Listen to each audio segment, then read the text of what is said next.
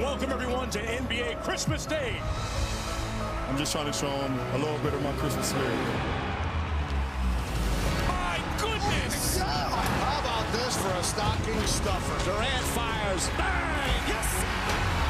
Need Luka Magic!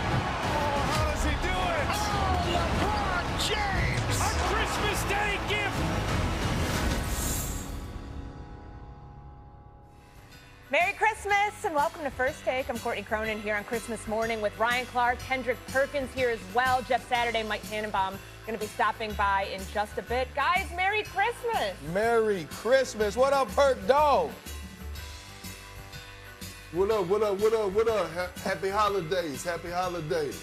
We've got the snow going. We've got the fireplace behind me. That's Mad Dog's fireplace, the one that he said he's going to be watching all day as he eats his gummies and watches this incredible slate of NBA games. That's where we're going to start today's show. Wemby and the Spurs take on SGA and the Thunder for the third time in less than 2 weeks this afternoon on ABC and ESPN. The Spurs have won the last two matchups, including a win in the NBA Cup semifinals where Wemby returned from a month-long injury absence and dominated coming off the bench. Despite the losses, SGA has held his own against San Antonio, averaging 31 points in the two games. The Thunder are 0-2 against the Spurs this season, 26-2 against everyone else. The last time that a team had 3 of its first 5 losses in a season come against a single opponent came in 1966-67, where there were only 10 teams in the league. Perk, good time to be talking about the future of the league here. We get this matchup for the third time in less than 2 weeks. If you were starting a franchise right now, who would you rather have as your franchise player? Would it be SGA or would it be Wemby? Look, I know Wemby is one of one. I know he's a generational talent at 7'7", and I believe he has no ceiling, as in the words of Lil Wayne. But let me tell you this, SGA is also one-on-one. SGA is also a generational talent. I'm taking SGA, and for the simple fact that he's proven, right? When you talk about one of the greatest perimeter players to ever play the game of basketball, that's SGA. When you talk about finals MVP and a champion, that's SGA. When you talk about leading the league in scoring, that's SGA. When you talk about a guy, when it comes to being efficient, shooting from the field, this year shooting 55% from the field, 43% from 3 at 6'6", and majority of his jump shots are coming off made, contested 2-point jump shots, that's SGA. When I think of SGA, I'm thinking of Jordan when it comes to his mid-range and being efficient. 91% of his jump shots are contested. And by the way, he's just now knocking at the door of his prime. The man is only 27 years of age. So we're going to get, because the style of play that he plays at, we're going to get 8 to 10 more years of SGA at this level.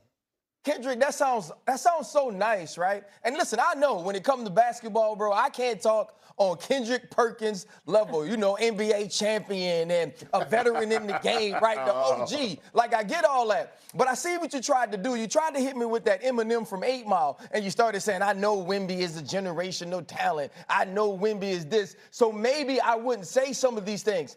It's Victor Wembanyama to start any franchise at any point in the entire NBA. That sort of height, that ability to bring fives away from the goal, that ability to, on defense, to not only guard 1 through 5 if need be, but to protect the rim in the way that Wemby does it. And when you speak of SGA and who he is now, we're not talking about a career achievement award. We're not talking about what SGA has been able to prove throughout his time in OKC. Because what I do know is, it's not the San Antonio Spurs, not the Los Angeles Clippers at any point will make Victor Wembanyama a part of a trade for Paul George the way that the Clippers did when they traded SGA to OKC, because he is that level of generational talent. And yes, SGA right now is in the conversations with Jokic for the best player in all of the world. But Victor Wembanyama is working his way to that conversation. And the dog that he's shown me recently, especially in the way that he spoke about Chet Holmgren after they asked him, is this a rivalry?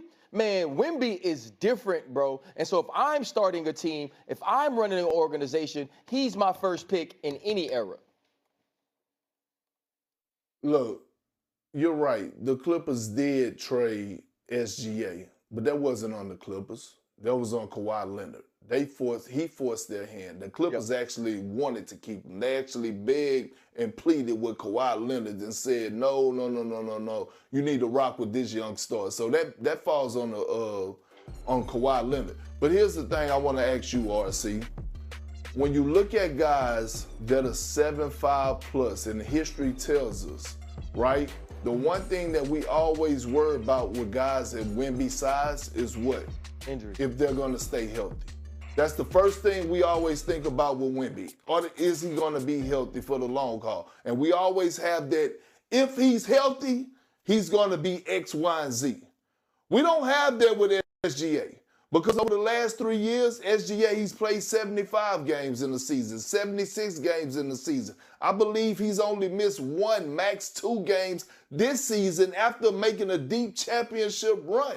I'm not saying Wemby is not going to change my mind in the next 2 years when I see a bigger sample size. But I'm saying is right now on Christmas morning in 2025, if you're asking me who I'm starting a franchise with, I'm going with the for sure and SGA, a guy that's reliable and a guy that's proven. Hey, no, don't do that. Listen, I know you so well. And you know where we from. And where we from, they got a saying that says scared money don't make money. Perk, you going off of this bigger sample size of what you got on SGA because you scared Wemby might get hurt. But when we were just talking about the things that we could see, the measurables, and what we know of Victor Wembanyama and SGA at this point, even with all SGA has accomplished, I still think when you think of the foundation, the base, and the floor of these two players, and now you add the ceiling of what Victor Wembanyama can be, I think it's hard to pass up on a guy like that. Yeah, for an injured player, not doing too bad coming off the bench either for Victor Wembanyama in the 5 games that he's been back since the calf injury. All right, elsewhere in the Western Conference, Draymond Green made headlines